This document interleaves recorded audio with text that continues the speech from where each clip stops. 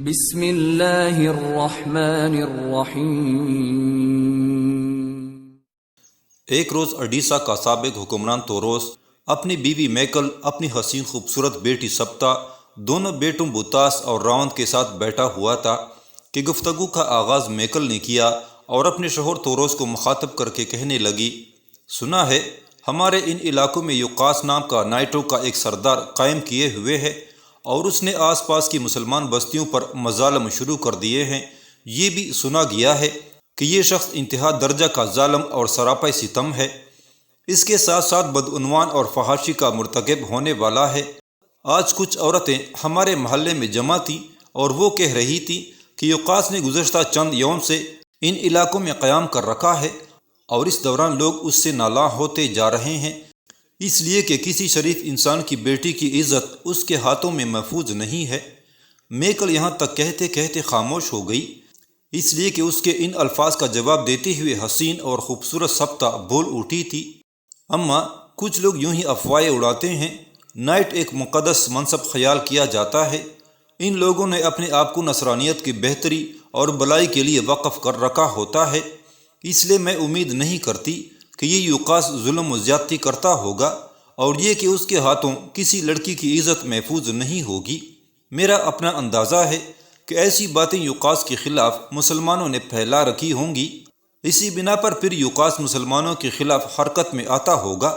سپتا جب خاموش ہوئی تب اس کا باپ توروس بول اٹھا، سپتا میری بیٹی، میں تمہارے ان الفاظ سے اتفاق نہیں کرتا، جو کچھ تمہاری ماں نے کہا ہے سچ اور حقیقت وہی ہے، اس لیے کہ میں بھی بہت سے لوگوں سے یوقاس سے متعلق اسی قسم کی گفتگو سن چکا ہوں، اور پھر اب ان علاقوں میں یروشلم اور انطاکیہ کی طرف سے بے شمار نائٹ منتقل کیے گئے ہیں تاکہ وہ مسلمانوں کے خلاف حرکت میں آئیں۔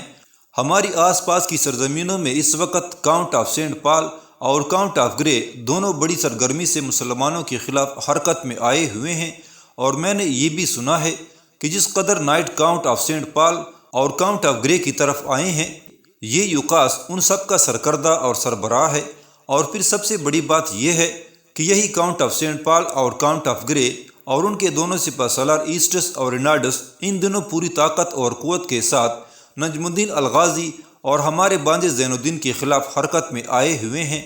نجم الدین الغازی اور زین الدین کئی بار انہیں شکست دوچار کر چکے ہیں، اور اب سنا ہے کہ زین الدین اور نجم الدین الغازی سے نمٹنے کے لیے کاؤنٹ آف سینٹ پال اور کاؤنٹ آف گرے اور ان کے سالاروں نے اپنے لشکر میں انگنت نائٹوں کو شامل کیا ہے تاکہ نجم الدین الغازی اور زین الدین کو شکست دے کر انہوں نے اپنے لیے جو حصار اور مسکن بنا رکھا ہے اس پر قبضہ کیا جا سکے۔ مجھے خدشہ ہے کہ آنے والے چند دنوں میں نجم الدین الغازی اور زین الدین کا کاؤنٹ آف سینٹ پال اور کاؤنٹ آف گرے کے ساتھ کوئی بڑا اور فیصلہ کن معرکہ پیش آ سکتا ہے، اس لیے کہ یہ دونوں قوہ ان دنوں نجم الدین الغازی اور زین الدین کے خلاف اپنی طاقت اور قوت میں بے پناہ اضافہ کر رہے ہیں، اور اپنے لشکر کے اندر انگنت نامور جنگجو نصرانیوں کے علاوہ نائٹوں کو بھی شامل کر رہے ہیں تاکہ نجم الدین الغازی اور زین الدین کو زیر کیا جا سکے۔ یہاں تک کہنے کے بعد توروس جب خاموش ہوا تب توروس کا بیٹا راوند بول اٹھا، بابا، ہم نے ایک اور خبر بھی ان علاقوں میں اڑتی ہوئی سنی ہے۔ کچھ لوگ کہہ رہے تھے کہ بالڈون کی دو شہزادیاں ہیں، ایک کا نام ارطالیس اور دوسری کا نام میلیسینڈرا ہے، میلیسینڈرا بڑی اور شہزادی ارطالیس چھوٹی ہے۔ کہنے والے یہ بھی کہہ رہے تھے کہ بالڈون نے چونکہ اڈیسا کے گرد و نواح کے مسلمانوں پر مظالم کی انتہا کر دی تھی، لہذا شہزادی ارطالیس نے ان مظالم کے خلاف اپنے باپ کے خلاف بغاوت کھڑی کر دی، گھر سے نکل گئی۔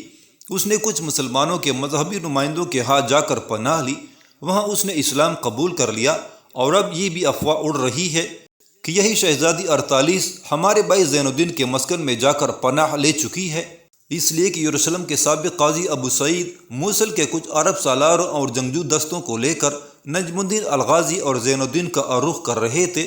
چنانچہ ان حالات سے شہزادی ارطالیس نے فائدہ اٹھایا اور جہاں اس نے پناہ لی ہوئی تھی وہاں سے نکل کر وہ قاضی ابو سعید اور ان کے ساتھیوں کے ساتھ بھائی زین الدین کے مسکن میں داخل ہو گئی تاکہ وہاں امن، چین اور حفاظت سے زندگی گزار سکے، اس لیے کہ اس کے بغاوت کرنے اور اسلام قبول کرنے کی خبر اڈیسا اور اس کی گرد و نواح میں پھیل چکی تھی، اور پادریوں نے اس کے باپ بالڈون سے یہ کہہ دیا تھا چونکہ شہزادی ارطالیس نے نہ صرف اپنے باپ بلکہ اپنے مذہب کے خلاف بھی بغاوت کی ہے، لہٰذا اسے پکڑ کر مصلوب کر دینا چاہیے۔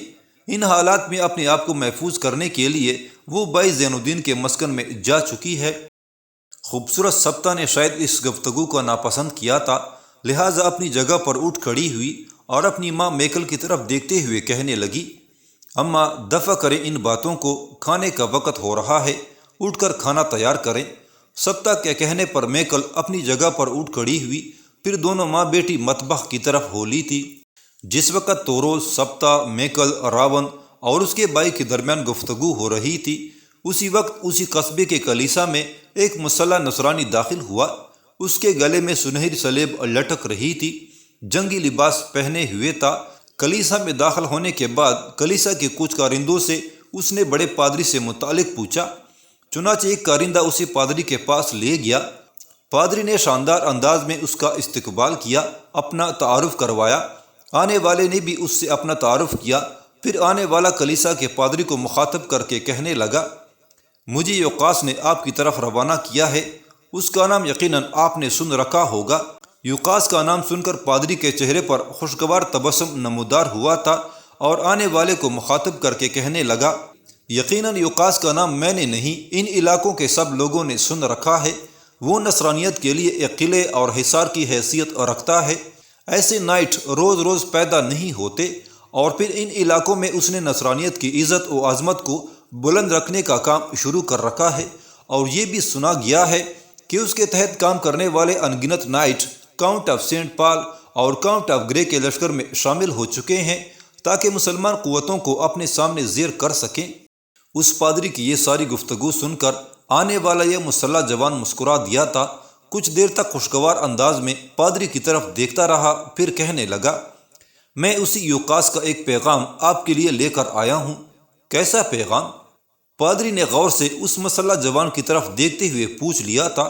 اس پر وہ مسلح جوان بولا اور کہنے لگا، یوقاس اپنے لیے کسی ایسی لڑکی کا طلبگار ہے جس کا حسن بے نظیر ہو، جس کی خوبصورتی ان علاقوں میں بے طویل ہو، جس جیسی کوئی خوبصورت، کوئی حسین، کوئی پرکشش لڑکی نہ ہو۔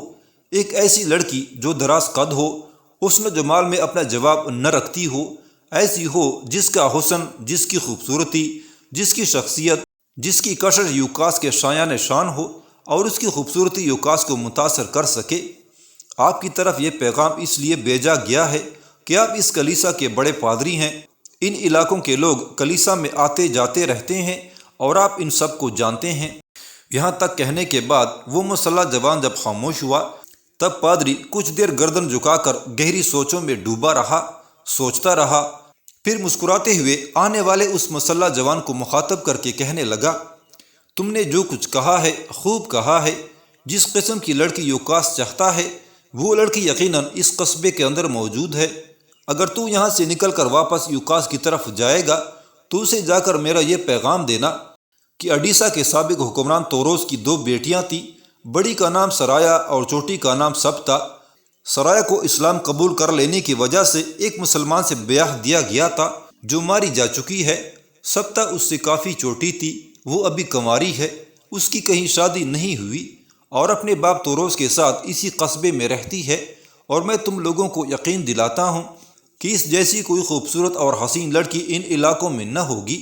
اگر توروس اپنی سبتہ نام کی لڑکی یوقاس کو دینے پر رضامند ہو جائے تو میں سمجھتا ہوں یہ یوقاس کی خوش قسمتی ہوگی۔ پادری کے ان الفاظ پر وہ مسلح جوان خوش ہو گیا تھا، کہنے لگا، توروس اگر اپنی خوشی سے اپنی بیٹی نام جس کا سبتہ ہے یوقاس کے حوالے نہیں کرے گا تو یوقاس کے کہنے پر اس لڑکی کو توروس سے چھینا بھی جا سکتا ہے۔ یہ کوئی بڑا کام نہیں ہے۔ یہاں تک کہنے کے بعد وہ مسلح جوان رکا، پھر بڑے پادری کو مخاطب کر کے کہنے لگا، اس سے پہلے ان علاقوں کی طرف آتے ہوئے یوقاس نے بالڈون کی چھوٹی بیٹی شہزادی ارطالس کے حسن، اس کی خوبصورتی کے چرچے سنے تھے، اور اس نے یہ ارادہ کر رکھا تھا کہ شہزادی ارطالس کو اپنی زندگی کا ساتھی بنائے گا۔ لیکن یہاں آ کر اس سے پتہ چلا کہ ارطالس اپنے باپ سے بغاوت کرنے کے بعد باپ کا قصر چھوڑ کر جا چکی ہے۔ اس کی ایک بڑی بہن بھی ہے، نام جس کا میلیسنڈا ہے، لیکن وہ ارطالس جیسی خوبصورت اور حسین نہیں ہے۔ یوقاس کا پہلے ارادہ تھا کہ وہ اپنے کچھ آدمی بالڈون کی طرف روانہ کرے گا اور اپنے لیے شہزادی 48 کو طلب کرے گا، لیکن جب اسے خبر ہوئی کہ شہزادی گھر چھوڑ کر جا چکی ہے، تب اس نے کسی اور خوبصورت لڑکی کو حاصل کرنے کا فیصلہ کر لیا۔ اور اب جب کہ آپ نے توروس کی بیٹی سبتا کی طرف اشارہ کر دیا ہے تو وہ سبتا کو ضرور حاصل کرے گا۔ میں سمجھتا ہوں آپ نے نہ صرف ہماری مشکلات ختم کر دی ہیں بلکہ یوقاس کا مسئلہ بھی حل کر دیا ہے۔ اب مجھے اجازت دیں، میں جاتا ہوں اور جو گفتگو آپ سے ہوئی ہے اس کی تفصیل جا کر یوقاس سے کہوں گا۔ پادری نے اس سے اتفاق کیا تھا، لہٰذا آنے والا وہ مسلح جوان کلیسا سے نکل کر چلا گیا تھا۔ زین الدین کی رہائش گاہ کے ساتھ جو رہائش گاہ بنی ہوئی تھی وہ زین الدین کی رہائش گاہ جیسی ہی تھی۔ 3 کمرے تھے، سامنے برآمدہ، صحن اور صحن کے ایک طرف گھوڑے باندھنے کی جگہ بنی ہوئی تھی۔ ان تینوں کمروں میں سے ایک تو اندر قاضی ابو سعید کی رہائش تھی، ایک کمرہ خالی تھا جو دیوان خانے کے طور پر استعمال کے لیے مختص تھا، اور تیسرے کمرے میں شہزادی 48 نے اپنی خوابگاہ بنا رکھی تھی۔ ایک روز جب کہ قاضی ابو سعید اور مغنی احمد بن قاسم قاضی ابو سعید کے کمرے میں کسی موضوع پر گفتگو کر رہے تھے، باہر سے شہزادی 48 اس کمرے کے دروازے پر نمودار ہوئی اور ان دونوں کی طرف دیکھتے ہوئے کہنے لگی، اگر آپ دونوں حضرات کسی اہم موضوع پر گفتگو کر رہے ہوں تو میں کسی اور وقت۔ 48 بات مکمل نہ کر سکی، اس لیے کہ قاضی ابو سعید اس کی طرف دیکھتے ہوئے بڑی شفقت میں کہنے لگا، بیٹی ایسی کوئی بات نہیں، ہم جو بھی گفتگو کریں تم سے اس کا کوئی پردہ تو نہیں ہے۔ میری بچی اندر آ، اگر تو کچھ کہنا چاہتی ہے تو بڑے شوق سے کہہ۔ چنانچہ ابو سعید کے ان الفاظ پر 48 کو کچھ حوصلہ ہوا، وہ کمرے میں داخل ہوئی، قاضی ابو سعید اور مغنی احمد بن قاسم کے سامنے بیٹھ گئی، کچھ دیر سوچتی رہی، پھر انتہائی دکھ بھرے اور افسوسناک انداز میں وہ کہنے لگی، ابھی تھوڑی دیر پہلے میں اس مسکن کے مسلح جوانوں کے سالار زین الدین کی رہائش گاہ کی طرف گئی تھی۔ دراصل میں نے زین الدین اور نجم الدین الغازی کو کچھ سالاروں کے ساتھ کوہستانوں کے اوپر جاتے ہوئے دیکھا تھا، لہٰذا اس کی غیر موجودگی میں اس رہائش گاہ کی طرف گئی۔ میں اس کی بود و باش دیکھنا چاہتی تھی۔ پھر اس کی رہائش گاہ میں جا کر مجھے بے حد مایوسی ہوئی۔ وہاں میری ملاقات زین الدین کے بھتیجے بدر الدین سے بھی ہوئی۔ وہ بڑا اچھا، بڑا پیارا لڑکا ہے۔ اس وقت وہ اکیلا تھا، لہٰذا میں اس کے پاس جا کر بیٹھ گئی۔ میری آمد پر اس نے بڑی خوشی کا اظہار کیا اور مجھے کچھ کھانے پینے کی اشیاء بھی پیش کی۔ میں نے اس کا شکریہ ادا کیا۔ میں نے اس کی رہائش گاہ کا جائزہ لیا۔ بابا، بات یہ ہے کہ اس کے طرز رہائش کو دیکھ کر بے حد متاثر نہیں ہوئی، بلکہ مجھے دکھ اور افسوس بھی ہوا۔ میں نے ان کی رہائش گاہ کا جائزہ لیا۔ ایک کمرے میں وہ دونوں چچا بھتیجا سوتے ہیں، اس کمرے میں ایک مسحری تھی۔ بدر الدین نام کے اس بچے نے بتایا کہ اس مسحری پر وہ سوتا ہے، جبکہ اس نے مجھے یہ بھی بتایا کہ اس کا چچا یعنی اس مسکن کے مسلح جوانوں کا سپہ سالار زمین پر سوتا ہے، اور جس جگہ وہ سوتا ہے، بابا، میں نے اس جگہ کا بھی جائزہ لیا۔ وہ جگہ سخت پتھریلی ہے اور پتھر ملی جلی اس مٹی کا ایک ڈھیر تکیے کے طور پر بنا دیا گیا ہے، اور زین الدین اس پتھریلی زمین پر سوتا ہے اور اس پتھریلی مٹی کا تکیہ استعمال کرتا ہے۔ بابا، ایسا کیوں ہے؟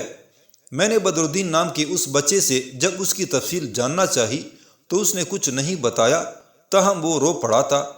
میں نے اس سے بہت کچھ جاننا چاہا تھا لیکن اس نے زبان بند رکھی۔ رونے کے بعد جب میں نے اسے سنبھالا دیا تب اس نے زبان نہیں کھولی، بس چپ چاپ بیٹھا رہا۔ یہ کیا معاملہ ہے؟ شہزادی 48 کے ان الفاظ پر قاضی ابو سعید اور مغنی احمد بن قاسم دونوں اداس اور افسردہ ہو گئے تھے، یہاں تک کہ مغنی احمد بن قاسم بول اٹھا، بیٹی، پہلے تو تیری بڑی مہربانی کہ تو مجھے اور قاضی ابو سعید کو بابا کہہ کر مخاطب کرتی ہے۔ اس سے ہمیں یہ احساس ہوتا ہے کہ ہم یوں ہی نہیں بلکہ ہماری ایک محبت کرنے والی بیٹی بھی ہے۔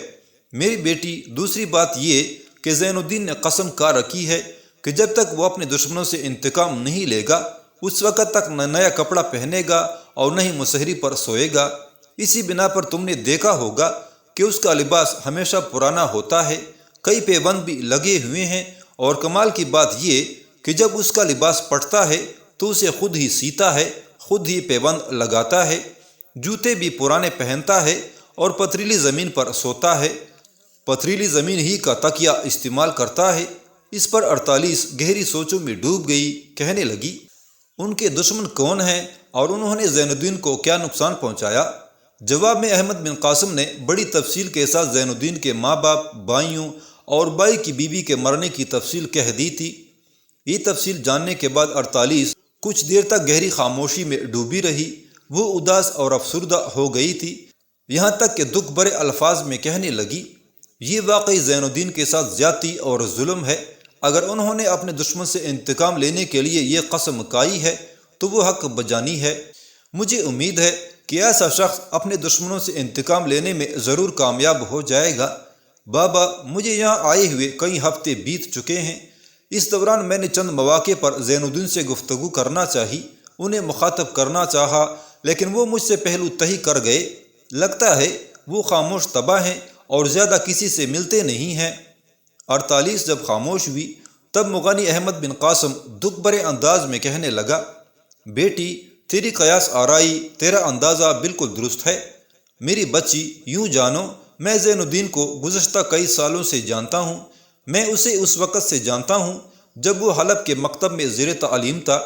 میری چونکہ کوئی اولاد نہیں، لہٰذا حلب میں رہائش کے دوران زین الدین کو میں اپنے بیٹے کی طرح چاہتا تھا، اور پھر جب عماد الدین نے اسے حلب سے موصل میں اپنے پاس بلا لیا تب میں بھی اس کے ساتھ موصل کی طرف چلا گیا اور اس کے ساتھ ہی رہائش رکھی۔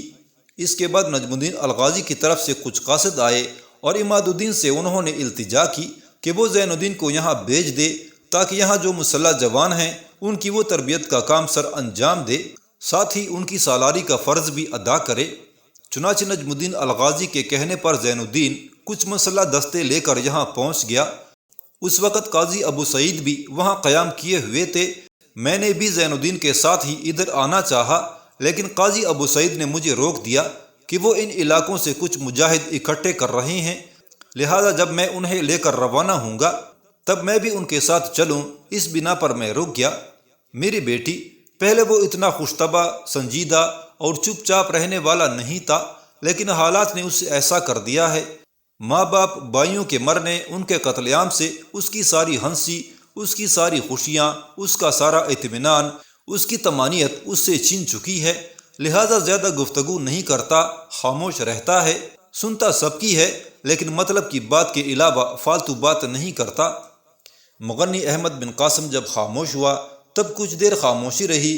اس کے بعد شہزادی 48 پھر قاضی ابو سعید کی طرف دیکھتے ہوئے بول اٹھی، بابا، میں ایک کام کرنا چاہتی ہوں اور اس سلسلے میں مجھے آپ اور احمد بن قاسم کی اجازت کی ضرورت ہے۔ میں دیکھتی ہوں ہمارے مسکن میں جگہ جگہ ریت کے ڈھیر لگے ہوئے ہیں، اور میں نے یہ بھی دیکھا ہے کہ کچھ نوجوان ان گنت گدوں اور خچروں پر ریت دریائے اورنٹس کی طرف سے لا کر یہاں ڈھیر کرتے ہیں۔ 48 یہیں تک کہہ پائی تھی کہ اس کی بات کاٹتے ہوئے احمد بن قاسم بول اٹھا، بیٹی، یہ ریت اسی مسکن کے اندر مکانوں کی تعمیر اور برج بنانے کے لیے استعمال ہوتی ہے۔ تم نے دیکھا ہوگا کہ کوہستانی سلسلے کے اندر بھی بڑے بڑے برج کافی بنا دیے گئے ہیں اور کچھ ابھی زیر تعمیر ہیں۔ مسکن کے اندر لشکریوں کے لیے کافی رہائش گاہیں ہیں، ان میں سے ابھی بہت سی رہائش گاہیں خالی پڑی ہوئی ہیں تاکہ اس مسکن میں اگر نئے رضاکار اور مجاہد آئیں تو ان کی رہائش کا اہتمام کیا جا سکے۔ بیٹی، یہاں تک کہتے کہتے احمد بن قاسم کو رک جانا پڑا، اس لیے کہ بیچ میں شہزادی 48 بول اٹھی اور کہنے لگی، بابا، اس ریت سے میں بھی ایک کام لینا چاہتی ہوں، مگر اس کے لیے پہلے مجھے آپ دونوں کی اجازت کی ضرورت ہے۔ بابا، جب میں زین الدین کی رہائش گاہ میں گئی اور وہاں میری ملاقات اس کے بھتیجے بدر الدین سے ہوئی اور اس سے میں نے گفتگو کی تو مجھے یہ جان کر بے حد دکھ اور صدمہ ہوا کہ زین الدین پتھریلی زمین پر سوتے ہیں۔ بابا، اگر میں اس جگہ جہاں محترم زین الدین سوتے ہیں پتھریلی زمین اور ان کے تکیے کی جگہ پر ریت بچھا دوں تو اس طرح ان کے سونے کی جگہ نرم ہو جائے گی۔ بابا، اگر میں ایسا کرتی ہوں تو کیا زین الدین مجھ سے ناراض تو نہیں ہوں گے؟ شہزادی 48 کے ان الفاظ پر احمد بن قاسم اور قاضی ابو سعید دونوں مسکرا دیے تھے۔ کچھ دیر کی خاموشی کے بعد آخر قاضی ابو سعید نے 48 کی طرف دیکھتے ہوئے کہنا شروع کیا، بیٹی، تو جو کچھ کرنا چاہتی ہے کر لے، میں اس سلسلے میں زین الدین سے بات کر لوں گا، مجھے امید ہے وہ تم سے ناراض نہیں ہوگا۔ اگر اس نے ناراض ہونا بھی چاہا تو تم فکر مند نہ ہونا، میں اسے سنبھال لوں گا۔ قاضی ابو سعید کے ان الفاظ پر 48 خوش ہو گئی تھی، یہاں تک کہ اس نے ایک دوسرا موضوع چھیڑا اور کہنے لگی، بابا، ایک اور بات بھی ہے، آپ کا کھانا تو میں تیار کر دیتی ہوں۔ اس وقت احمد بن قاسم بھی یہاں بیٹھے ہوئے ہیں، ان کا زین الدین اور بدر الدین کا کھانا کون تیار کرتا ہوگا؟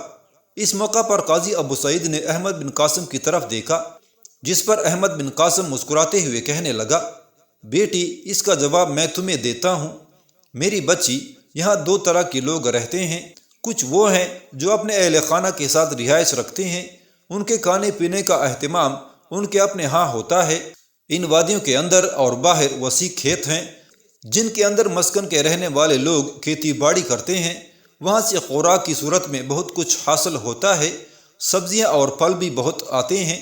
اس کے علاوہ ان وادیوں کے اندر بھی کوہستانی سلسلے کے اوپر تک پھلوں کے گھنے باغات ہیں، جس سے اس قدر پھل آتے ہیں کہ اس مسکن کے سب لوگ مستفید ہو سکتے ہیں۔ لہٰذا اناج اور پھلوں کی صورت میں جو کچھ آتا ہے وہ سب لوگوں میں تقسیم کیا جاتا ہے۔ دوسری قسم کے وہ لوگ ہیں جن کے اہل خانہ ان کے ساتھ نہیں، ان کی رہائش گاہیں ایک طرف ہیں، ان میں زیادہ تر مسلح جنگجو ہیں، ان کا کھانا مشترکہ طور پر تیار کیا جاتا ہے اور انہی کے کھانے سے میرا زین الدین اور بدر الدین کا کھانا آتا ہے۔ احمد بن قاسم کی اس گفتگو سے شاید شہزادی 48 مطمئن ہو گئی تھی، پھر اپنی جگہ سے اٹھی اور قاضی ابو سعید کی طرف دیکھتے ہوئے کہنے لگی، بابا اب میں جاتی ہوں اور جس جگہ زین الدین رات کو آرام کرتے ہیں وہاں ریت بچھاتی ہوں۔ اس پر احمد بن قاسم اپنی جگہ پر اٹھا اور کہنے لگا، بیٹی رک، میں تیرے ساتھ جاتا ہوں، تم سے اتنی ریت کہاں سے اٹھائی جائے گی؟ میں 2 جوانوں کو ساتھ لاتا ہوں اور جیسا تم چاہتی ہو ویسا ہی وہ کر گزریں گے۔ شام سے تھوڑی دیر پہلے ایک روز توروس، اس کی بیوی میکل، دونوں بیٹے اور حسین و خوبصورت بیٹی سبتا سب اپنے گھر کے دیوان خانے میں بیٹھے کسی موضوع پر گفتگو کر رہے تھے کہ حویلی کے دروازے پر تیز اور زوردار دستک ہوئی تھی۔ اس پر توروس کا بیٹا راون اپنی جگہ پر اٹھا اور کہنے لگا، میں دیکھتا ہوں دستک دینے والا کون ہے۔ اس کے ساتھ ہی وہ دیوان خانے سے نکلا اور باہر ہو لیا تھا۔ جب اس نے دروازہ کھولا تو کلیسا کا ایک آدمی جو مخصوص لباس پہنے ہوئے تھا دروازے پر کھڑا تھا اور راون کو دیکھتے ہی کہنے لگا، کیا تمہارا باپ توروس اس وقت گھر پر ہے؟ راون نے دیکھا وہ بڑا پریشان و فکر مند تھا، لہٰذا راون ایک طرف ہٹ گیا، کہنے لگا، اندر آؤ، میرے باپ اندر ہی ہیں، لیکن تم گھبرائے ہوئے، پریشان اور فکر مند لگتے ہو۔ وہ شخص اندر داخل ہوا اور راون کو مخاطب کر کے کہنے لگا، میں تمہارے باپ سے ایک انتہائی اور رازدارانہ موضوع پر گفتگو کرنا چاہتا ہوں، تم دروازہ بند کر کے اسے زنجیر لگا دو۔ راون نے دروازہ بند کر کے زنجیر لگا دی اور اسے ساتھ لے کر دیوان خانے میں آیا۔ توروس کے پاس جا کر وہ بیٹھا نہیں، کھڑا رہا اور توروس کو مخاطب کر کے کہنے لگا، میرے پاس وقت نہیں، میں ایک انتہائی اہم کام کے سلسلے میں آپ لوگوں کے پاس آیا ہوں۔ آپ لوگ جانتے ہیں کہ ان علاقوں میں آج کل نائٹوں کی بھرمار ہے، مسلمانوں پر ضرب لگانے کے لیے نائٹ یہاں بہت بڑی تعداد میں جمع ہو چکے ہیں اور جمع ہو رہے ہیں۔ آپ لوگوں نے یہ بھی سن رکھا ہوگا کہ جس قدر نائٹ اس علاقے کی طرف آ رہے ہیں ان کے سربراہ کا نام یوقاس ہے، بڑا ظالم شدت پسند انسان ہے اور مسلمانوں پر ضرب لگانے کے لیے ان دنوں وہ ان سارے علاقوں کا جائزہ لے رہا ہے۔ چونکہ مسلمانوں کے 2 سالاروں نجم الدین الغازی اور زین الدین نے دریائے اورنٹس کے کنارے شیزر شہر کے بالکل مخالف سمت کوہستانی سلسلے کے اندر ایک حصار و مامن اور مستحکم بنا لیا ہے، لہٰذا یہ نائٹ اور ان کا سربراہ یوقاس کاؤنٹ آف سینٹ پال اور کاؤنٹ آف گرے کے ساتھ مل کر ان کا خاتمہ کرنے کے درپے ہیں اور یہ عنقریب ان کے خلاف حرکت میں آئیں گے۔ جہاں تک بڑے نائٹ یوقاس کا معاملہ ہے تو وہ آپ لوگوں کے خلاف بھی حرکت میں آنے والا ہے، اس لیے کہ ہمارے کلیسا کے بڑے پادری کے پاس ایک روز اس کا ایک نمائندہ آیا تھا اور اس نے یہ پوچھا تھا کہ ان علاقوں میں سب سے خوبصورت اور حسین لڑکی کون سی ہے جو یوقاس کی طلب پر اسے پیش کی جائے۔ تب بڑے پادری نے آپ کی بیٹی سبتا کا نام لیا۔ تھوڑی دیر تک یوقاس بڑے گرجے میں پہنچے گا، اس سے پہلے بڑا پادری آپ کی بیٹی سبتا کو کلیسا میں دیکھنا چاہتا ہے، اس لیے کہ یوقاس سبتا کو اپنے ساتھ لے جائے گا۔ میں آپ لوگوں کے لیے یہ پیغام لے کر آیا ہوں کہ سبتا کو فوراً یہاں سے کسی محفوظ مقام کی طرف منتقل کر دیا جائے، ورنہ یوقاس کے ہاتھوں اس کی عزت، اس کی آبرو محفوظ نہیں رہے گی۔ بہتر یہی ہے کہ سبتا اور میکل دونوں ماں بیٹی یہاں سے کسی اچھی اور دور کی محفوظ جگہ پر منتقل ہو جائیں۔ اس کے ساتھ ہی آنے والا وہ شخص رکا اور کہنے لگا، محترم توروس، آپ سے ہمدردی کی بنا پر میں آپ کے پاس یہ پیغام لے کر آیا ہوں۔ اب میں جاتا ہوں۔ بس میں چاہتا تھا کہ آپ کے اہل خانہ اور آپ کی بیٹی محفوظ رہے۔ اس کے ساتھ ہی کسی کے جواب کا انتظار کیے بغیر وہ مڑا اور حویلی سے نکل گیا تھا۔ اس کے جانے کے بعد کچھ دیر تک گہری غمناک سی خاموشی چھائی رہی۔ پھر توروس اپنی بیٹی سبتا کی طرف دیکھتے ہوئے کہنے لگا، سبتا میری بیٹی، گھر کا جو قیمتی اور ضروری اثاثہ ہے اکٹھا کرو۔ اس میں سے آدھا تم اور تمہاری ماں میکل لے کر یہاں سے روانہ ہو جاؤ، جبکہ آدھا ہم تینوں کے لیے رہنے دو۔ بیٹی، یہ جو شخص پیغام لے کر آیا ہے یہ میرا پرانا ہمدرد ہے اور ایک طرح کا ہم نوا ہے۔ یہ اپنے آپ کو خطرے میں ڈال کر یہ پیغام ہمیں پہنچانے آیا ہے، لہٰذا بیٹی وقت ضائع نہ کرو اور اپنی ماں کو لے کر یہاں سے نکل جاؤ۔ توروس جب خاموش ہوا تب بڑے مطمئن سے انداز میں سبتا کہنے لگی، بابا، میں اور میری ماں اپنا گھر چھوڑ کر کیوں جائیں؟ اور پھر اگر ہم جانا بھی چاہیں تو کدھر کا رخ کریں؟ نہ کوئی ہمارا عزیز ہے، نہ رشتہ دار ہے، نہ کوئی ایسا محفوظ مقام ہے جہاں میں اور میری ماں جا کے اکیلی رہ سکیں۔ اور پھر یوکاس ایک نائٹ ہے۔ نائٹ ایک بڑا محترم اور بڑا صاحب وقار منصب ہے، وہ مجھے کیوں نقصان پہنچائیں گے؟ اگر یوکاس کی وجہ سے مجھے کلیسا میں لے جایا جاتا ہے اور یوکاس مجھے اپنی زندگی کا ساتھی بنانا چاہتا ہے تو میں پہلے اس کی شخصیت کا جائزہ لوں گی۔ اگر وہ مجھے پسند آیا تو اس سے شادی کر لوں گی، اگر میری پسند پر پورا نہ اترا تو شادی سے انکار کر دوں گی۔ سبتا کی اس گفتگو سے پھر تلخ سی مسکراہٹ توروس کے چہرے پر نمودار ہوئی۔ کہنے لگا، بیٹی، تو نائٹ کی غلط اور بالکل گمراہ قسم کی وضاحت کر رہی ہے۔ نائٹوں کو تو مجھ سے بہتر نہیں جانتی۔ ہماری بلائی اور بہتری اسی میں ہے کہ تو اپنی ماں میکل کو لے کر فوراً یہاں سے روانہ ہو جا، اسی میں تم دونوں کی بہتری اور بلائی ہے۔ میری بچی، تو کہتی ہے کہ ہمارا کوئی عزیز، ہمارا کوئی رشتہ دار یا کوئی مضبوط مستحکم ٹھکانہ نہیں جہاں تم دونوں ماں بیٹی رہ سکو۔ بیٹی، ایسی کوئی بات نہیں ہے۔ شیزر شہر کے بالکل مخالف دریائے اورنٹس کے کنارے نجم الدین الغازی اور زین الدین نے ایک مضبوط، مستحکم اور محفوظ مسکن بنا رکھا ہے، جہاں میں نے سن رکھا ہے کہ انہوں نے ان گنت مسلح جوان بھی اکٹھے کر رکھے ہیں، اور تو بھی جانتی ہے کہ وہ اس سے پہلے 2 بار کاؤنٹ آف سینٹ پال اور کاؤنٹ آف گرے کے سالاروں کو بدترین شکست بھی دے چکے ہیں۔ میری بیٹی، اپنی ماں کے ساتھ تو وہاں چلی جا، وہاں تم دونوں محفوظ رہو گی۔ اس پر سبتا احتجاجی انداز میں اپنے باپ توروس کی طرف دیکھتے ہوئے کہنے لگی، بابا، یہ آپ کس قسم کی گفتگو کر رہے ہیں؟ وہ مسکن مسلمانوں کا ہے، میں نصرانی ہوں۔ مسلمان ایک نصرانی لڑکی اور اس کی ماں کو اپنے ہاں کیوں پناہ دیں گے؟ اور پھر میں ایک عیسائی لڑکی ہوتے ہوئے مسلمانوں کے ہاں کیوں پناہ لوں گی؟ بابا، کم از کم میں ایسا کرنے کے لیے تیار نہیں ہوں۔ میں یہیں اپنے گھر میں رہوں گی، دیکھوں گی یوکاس میرا کیا بگاڑ لیتا ہے۔ میں آپ سے وعدہ کرتی ہوں کہ وہ مجھے اگر کلیسا میں بلاتے ہیں تو میں وہاں جاؤں گی، یوکاس سے بھی ملاقات کروں گی۔ اگر پسند آیا تو میں آپ سے پہلے کہہ دیتی ہوں کہ اس سے شادی کر لوں گی، اگر نہ آیا تو گھر واپس آ جاؤں گی، اس کے ساتھ شادی کرنے سے انکار کر دوں گی۔ دریائے اورنٹس کے کنارے مسلمانوں کے اس مسکن میں نہیں جاؤں گی جہاں میرے لیے اجنبیت ہی اجنبیت ہوگی۔ سبتا کی ان الفاظ کے جواب میں توروس ناپسندیدگی کا اظہار کرتے ہوئے کہنے لگا، سبتا میری بیٹی، تو کس قسم کی گفتگو کر رہی ہے؟ وہاں تمہارے لیے اجنبیت نہیں ہوگی۔ میری بیٹی، وہاں زین الدین ہے جو تمہاری پھوپھی کا بیٹا ہے۔ توروس کو یہاں تک کہتے کہتے رک جانا پڑا، اس لیے کہ بے پناہ غصے کا اظہار کرتے ہوئے سبتا کہنے لگی، اس پھوپھی کا بیٹا جو آپ کے پاس سے با کر مسلمانوں کے پاس چلی گئی تھی۔ سبتا نے ابھی یہی الفاظ ادا کیے تھے کہ میکل کا ہاتھ اٹھا اور ایک زوردار تماچا اس نے سبتا کے منہ پر مارا۔ سبتا کا گال سرخ ہو گیا تھا اور وہ لڑکڑا کر رہ گئی تھی۔ ساتھ ہی میکل کی گرجتی ہوئی اور غراتی ہوئی آواز سنائی دی، اس سے پہلے بھی کئی بار تو اس قسم کا احتجاج کر چکی ہے، میں تجھے پہلے بھی کئی بار سمجھا چکی ہوں کہ خبردار آئندہ اس قسم کے الفاظ اپنے منہ سے ادا نہ کرنا۔ تمہاری پھوپھی ایک پاک باز، ایک نرم دل اور انتہائی حساس خاتون تھی۔ اس نے بدر الدین سے محبت کی تھی اور باقاعدہ اسلام قبول کرنے کے بعد اس نے بدر الدین سے نکاح کیا تھا، شادی کی تھی۔ تو دن بدن زیادہ منہ پٹ ہوتی چلی جا رہی ہے۔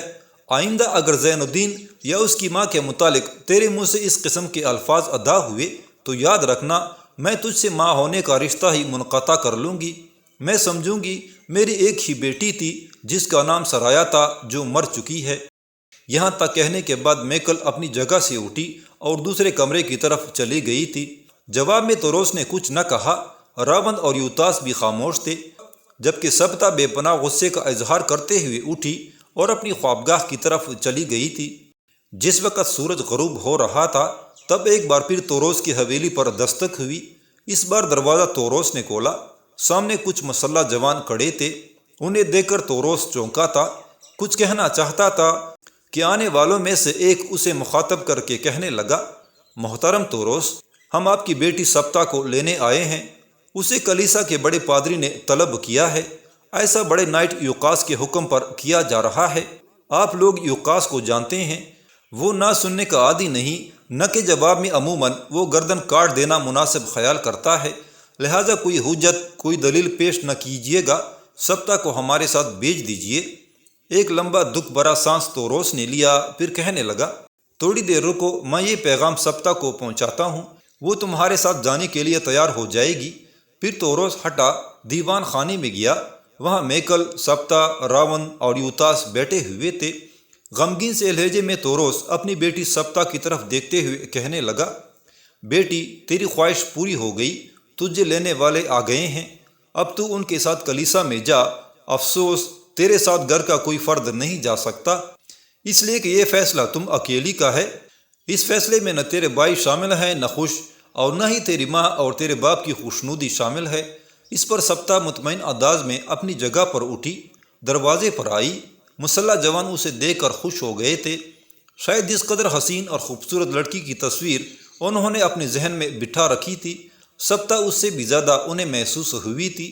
سبتا کو دیکھتے ہی ایک بولا اور کہنے لگا، خاتون محترم، آپ کے لیے ہم گھوڑا لے کر آئے ہیں، آپ سوار ہوں اور ہمارے ساتھ چلیں۔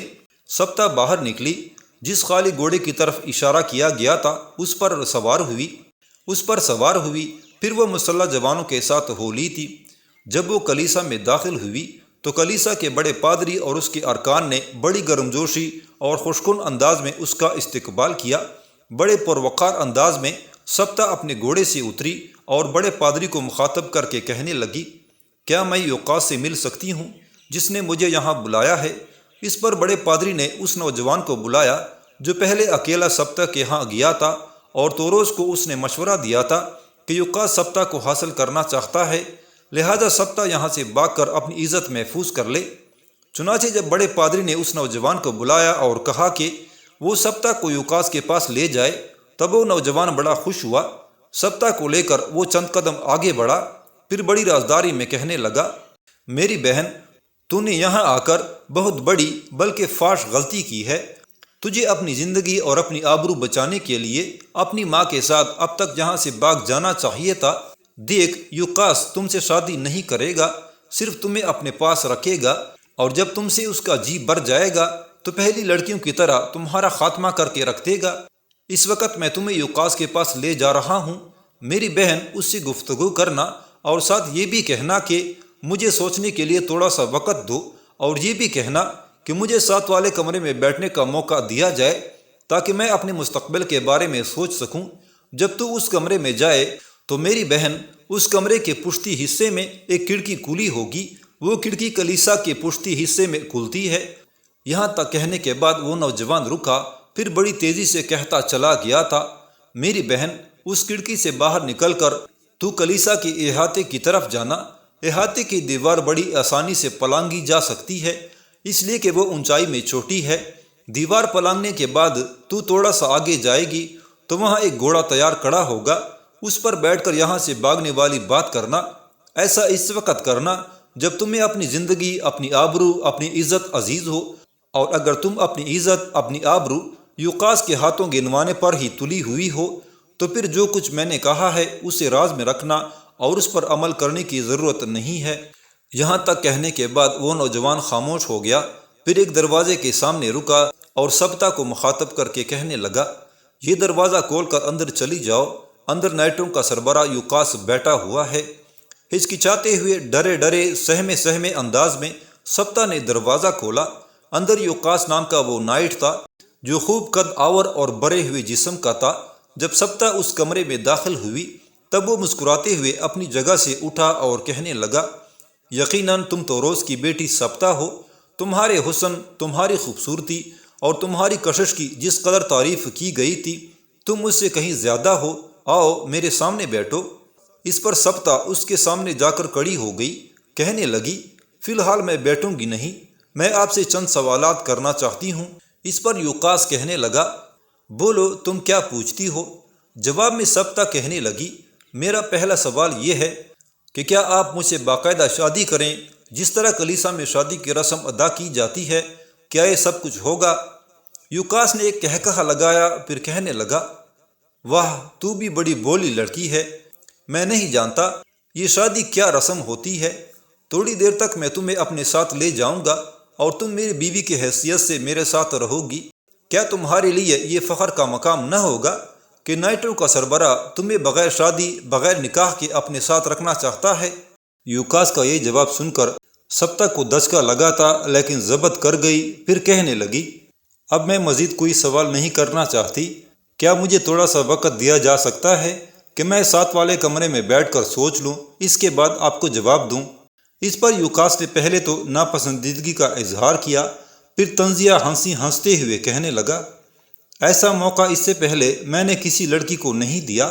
جس قدر لڑکیاں میرے ساتھ رہیں اور جو میری زندگی میں آئیں ان میں سب سے زیادہ تم خوبصورت اور حسین ہو، لہٰذا تمہیں میں ایسا موقع دیتا ہوں۔ یہ درمیانی دروازہ ہے، اس سے ساتھ والے کمرے میں چلی جاؤ، بیٹھ کر سوچو، لیکن زیادہ وقت نہ لینا۔ اس کے بعد مجھے اپنے جواب سے مطلع کرو اور یاد رکھنا، ہاں کی صورت میں تمہاری زندگی ہے، انکار کی صورت میں موت۔ سبتا کچھ نہ بولی۔ جواب میں اس نے درمیانی دروازہ کھولا اور دوسرے کمرے کی طرف چلی گئی۔ درمیانی دروازہ اس نے بند کر دیا تھا۔ فی الفور حرکت میں آئی، کھڑکی کے راستے کود کے باہر نکلی، پھر جھک کر بھاگتے ہوئے اس نے کلیسا کے احاطے کو پلانگا۔ تھوڑا سا آگے گئی تو وہاں ایک گھوڑا تیار کھڑا تھا۔ لمحہ بھر کے لیے اس نے مڑ کر پیچھے دیکھا، کوئی بھی نہیں تھا، لہٰذا گھوڑی کی لگام جا کر اس نے کھولی، جلدی جلدی اس پر سوار ہوئی اور درختوں کے جھنڈ کے اندر سے رہتے ہوئے اس نے گھوڑے کو ایڑ لگا کر سرپٹ دوڑا دیا تھا۔ جس وقت وہ گھوڑے کو ایڑ لگا کر بھاگی تھی، کلیسا کے کسی کارندے کی نگاہ اس پر پڑ گئی تھی، لہٰذا وہ شور کرنے لگا تھا، کہنے لگا، وہ لڑکی جسے کلیسا میں لایا گیا تھا وہ تو بھاگ گئی ہے۔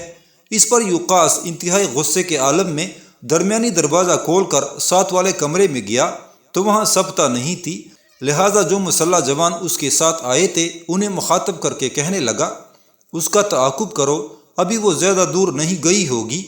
اس کے ساتھ ہی اس کے ساتھی نائٹ اپنے گھوڑوں پر سوار ہوئے اور وہ سبتا کے پیچھے لگ گئے تھے۔ سورج غروب ہو گیا تھا، فضاؤں کے اندر تاریکی پھیل چکی تھی۔ سبتا اپنے گھوڑے کو ایڑ پر ایڑ لگاتی سرپٹ دوڑائی جا رہی تھی۔ تھوڑی دیر تک وہ گھوڑے کو جس قدر تیزی سے دوڑا سکتی تھی دوڑاتی رہی، یہاں تک کہ عشاء کے قریب اسے اپنے پیچھے مختلف آوازیں سنائی دی، جس سے اس نے اندازہ لگا لیا کہ اس کے تعاقب میں اسے پکڑنے کے لیے لوگ لگ گئے ہیں، لہٰذا درختوں کے ایک جھنڈ کے پاس جہاں جھاڑیاں بھی تھیں اور ذرا فاصلے پر کسی بستی کی روشنیاں بھی دکھائی دے رہی تھیں، وہ گھوڑے سے کودی اور گھوڑے کو مار کر اس نے اسی شہراہ پر بھگا دیا تھا جو شہراہ اس بستی سے ذرا فاصلے پر گزرتی ہوئی آگے چلی گئی تھی۔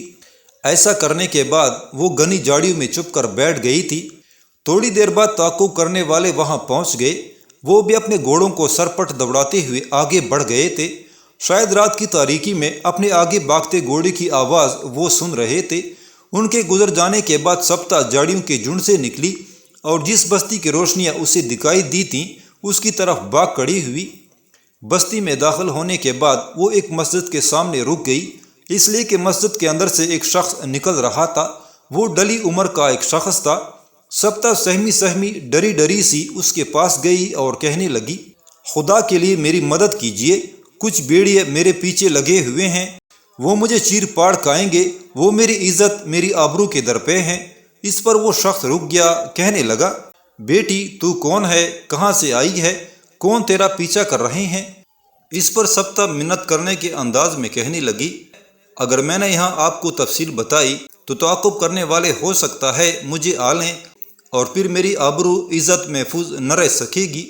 اس پر وہ شخص رکا اور سبتہ کے سر پر ہاتھ رکھا اور کہنے لگا، بیٹی تو فکر مند نہ ہو، میرا نام اسماعیل بن شاہزان ہے، میں اس مسجد کا امام ہوں، تو میرے ساتھ آ، تو مجھے مظلوم اور ضرورت مند لڑکی لگتی ہے۔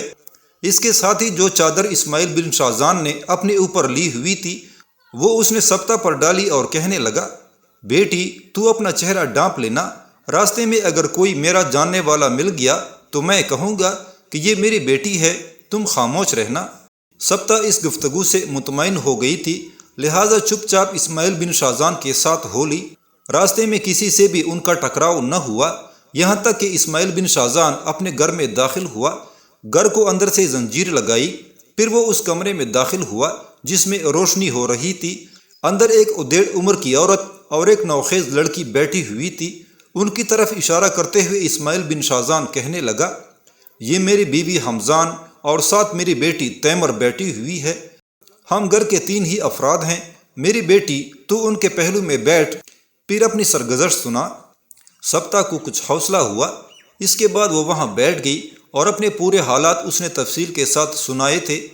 جب سنا چکی تب حیرت اور خوشی کے ملے جلے جذبات میں اسماعیل بن شاہزان کہنے لگا، میری بیٹی تو زین الدین کے ماموں کی بیٹی ہے، زین الدین تو ان علاقوں کا نجات دہندہ ہے، اس کی اور نجم الدین کی وجہ سے تو نصرانی ان بستیوں پر حملہ آور نہیں ہوتے، ڈرتے ہیں، اس لیے کہ نجم الدین الغازی اور زین الدین کے مسلح جوان کبھی کبھی ان بستیوں کی طرف چکر لگاتے ہیں، جس کی وجہ سے ان بستیوں پر نصرانی حملہ آور نہیں ہوتے۔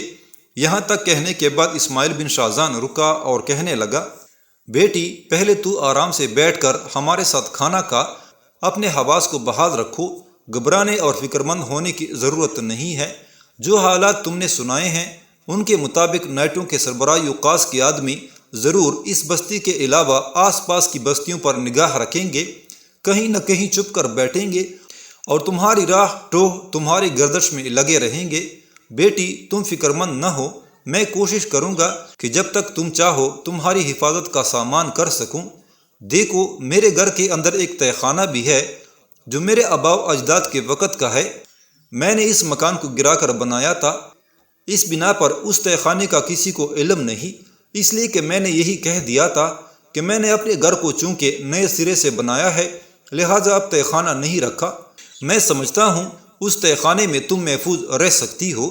اب تم مجھے یہ بتاؤ کہ اگر تم ساری زندگی بھی یہاں رہنا چاہو تو بیٹی میں تمہیں خوش آمدید کہوں گا، میں جانوں گا میری ایک نہیں 2 بیٹیاں ہیں، اور اگر تم یہاں سے نکل کر کہیں جانا چاہو تب بھی مجھے بتا دو تاکہ میں وہاں تک تمہیں پہنچانے کا کوئی بندوبست اور اہتمام کر سکوں۔ جواب میں سبتہ بیچاری اداس اور افسردہ ہو گئی تھی، پھر کہنے لگی، محترم ابن شاہزان، میں اپنے پھوپھی کے بیٹے زین الدین کے مسکن میں جانا پسند کروں گی، اس کے علاوہ میں کہیں محفوظ نہیں رہ سکتی اور نہ ہی وہاں کے علاوہ میری عزت آبرو محفوظ رہ سکتی ہے۔ اس پر اسماعیل بن شاہزان کہنے لگا، میری بچی اگر ایسا ہے تو اب تو فکر مند اور پریشان نہ ہو، پہلے کھانا کھا، پھر میری بیوی اور بیٹی کے ساتھ آرام کر۔ پہلی بات یہ کہ چند دن تک تم بستی سے نہیں نکل سکتی، اس لیے کہ یوقاس کے آدمی شکاری کتوں کی طرح ان علاقوں کا احاطہ کیے رہیں گے۔ ہاں جیسا کہ میں نے تم سے کہا ہے، کبھی کبھی نجم الدین الغازی اور زین الدین کے مسلح جوان گروہ در گروہ ان بستیوں کا چکر لگاتے ہیں، وہ گھڑ سوار ہوتے ہیں اور کافی دستے ہوتے ہیں۔ اس بار جب کبھی بھی وہ اس بستی کی طرف آئے تو میں ان سے تمہارا تعارف کراؤں گا، اور جب انہیں یہ خبر ہوگی کہ تم ان کے امیر زین الدین کے ماموں کی بیٹی ہو تو وہ تمہاری قدر تمہاری عزت کریں گے اور تمہیں محفوظ رکھنے کے لیے اپنے ساتھ اپنے مسکن میں لے جائیں گے۔ بیٹی اب تم پریشان نہ ہو سکتا ہے یوقاس کی آدمی اس بستی کا رخ کریں اور جگہ جگہ بلکہ ہر گھر سے تمہارے متعلق پوچھتے پھریں، لہذا جب کبھی ہمارے گھر کے دروازے پر دستک ہوگی میری بیٹی تمر تمہیں تہہ خانے میں لے جایا کرے گی اور خود باہر آ جایا کرے گی تاکہ سب کو پتہ ہو کہ ہم گھر کے 3 ہی افراد ہیں اور 3 ہی گھر پر موجود ہیں۔ تہہ خانہ خفیہ جگہ ہے بلکہ محفوظ اور آرام دہ بھی ہے۔ میری بیٹی میں جانتا ہوں تو بڑی مشکلات میں گر کر ادھر بھاگی ہے، اب اس گھر میں تو سکون سے رہ، تاہم احتیاط کی خاطر جب بھی گھر کے دروازے پر دستک ہو تو تہہ خانے میں چلی جایا کرنا، پہلے کھانا کھاؤ، اس کے بعد میری بیٹی تمر تمہیں تہہ خانے کی جگہ بتا دے گی، اس کے اندر جانے اور اسے بند کرنے کا طریقہ کار سے بھی تمہیں آگاہ کر دے گی۔ اب آؤ سب مل کر کھانا کھاتے ہیں۔ اسماعیل بن شاذان کی اس گفتگو اور اس کی بیوی حمزان اور بیٹی تمر کے سلوک سے سبتہ نہ صرف مطمئن بلکہ خوش ہو گئی تھی۔ پھر سب بیٹھ کر اکٹھے کھانا کھا رہے تھے۔